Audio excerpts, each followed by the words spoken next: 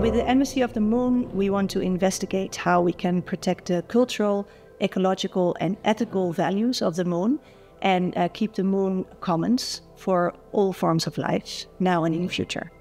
What we see is more and more interest of mankind to use the moon, almost as a new continent. You can see companies going there for mining, getting rare materials, scientists like me having ideas for going to the moon. People want to go to the moon, use the moon as a base for traveling even further into the solar system. And these activities of the moon will start to increase in the coming years. And I think it's important to inform people about this because it will change the way that we see the moon and experience the moon. I'm Mark Kleinwald. I'm director of a research lab at the Radboud University. We're building instruments for astronomy, and I am also leading an effort of building a radio telescope on the moon. My name is Marjolein van Heemstra. I'm a poet, a writer and a journalist, writing mostly about space and the space industry from a more philosophical, societal perspective. This initiative started because I actually was triggered by one of the shows that Marjolein was giving.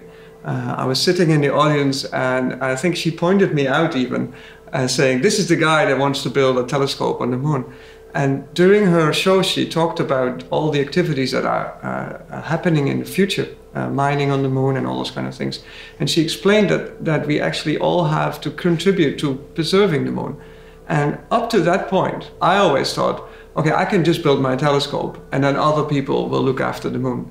But I suddenly realized that I had a role to play here and to not only try to build a telescope and try to protect the moon, but also tell this story about why we need to protect the moon to everyone.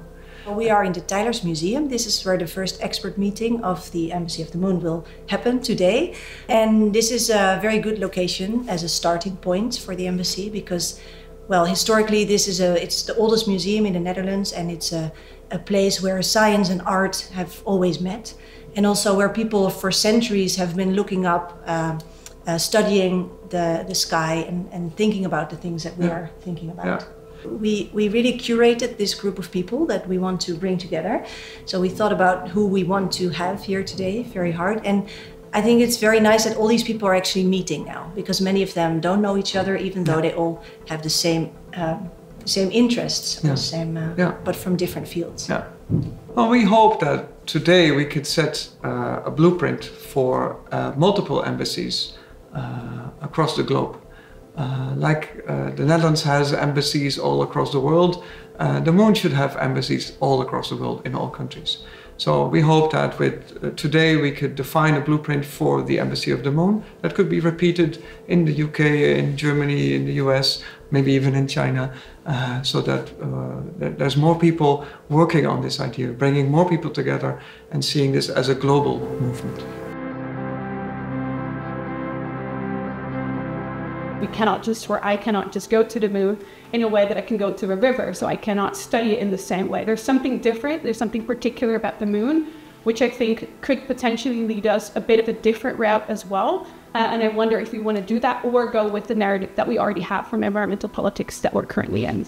Like we with nature, oceans, rivers, rainforests, we've already messed them up, so now we are in repair mode. In the moon, we are way earlier in that process, so does that make a difference to how we look at it? I hear a few values. First, interest. We started, right? Representation was a big one, right? Balance is also one that I hear, and who is allowed to keep the balance? There has to be some legal agreements, at least. Like what then? If I could add one value, it would be integrity. Where's the stick? Yeah, that is enforcement. Enforcement. Is there any consequence when we do not appreciate or respect these values? Yeah.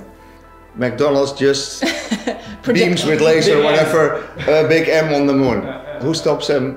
Who sues them? I think you made a really good point, is that we benefit from the use of space right now and future use a lot. Yeah. And we participate a lot. Mm-hmm. And I think it's very important to keep that in mind as we think of things of how to conserve the moon or whatever, that we are both the people who are trying to conserve, as well as trying to ruin it a little, as well as trying to profit.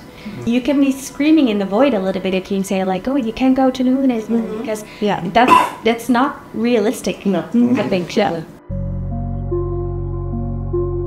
It was a very nice event, and I really applaud Marjolein and Mark and Teylers Museum for convening this. I think there's still a lot of work to be done, but having all these different kinds of persons, from scientists to artists and photographers and even an opera maker and me as a lawyer, was really inspiring and very interesting. One of the things we've discussed was, does nature need a representative, or does the moon need a representative? And if the moon does, if she does, who would be that representative, and how would you orchestrate that? How would such a position be filled? Who would fill it? But I think the most important thing is thinking about an ambassador or representative for the moon to safeguard, or think about the preservation of the moon and her rights. And yeah, that's a question that we ask. We don't have an answer to it, but it was an important question to ask. I think it was great to see all the stakeholders on this topic, because I'm from the science and the adventurous part of the moon, so that's what interests me as a kid. So I was always intrigued in the moon from that standpoint, and it's good to learn what it means for all these other people who have stakes in the moon. It could be religious, it could be art, it could be commerce, etc. So I think it's important to have such a thing as an embassy, or well, whatever we want to call it. We learned a lot. There were many talks, many discussions, many questions, many practical ideas, and also very abstract ideas, and a lot of networking, interdisciplinary. Yeah. And I like the fact that we have a practical idea to make a really concrete next step, which is the Moon Stories project, where we're going to collect stories about how people perceive the moon. And I think we'll take it from there, and we're going to look forward to have another event like this next year. And stay in touch with all these people. Yeah.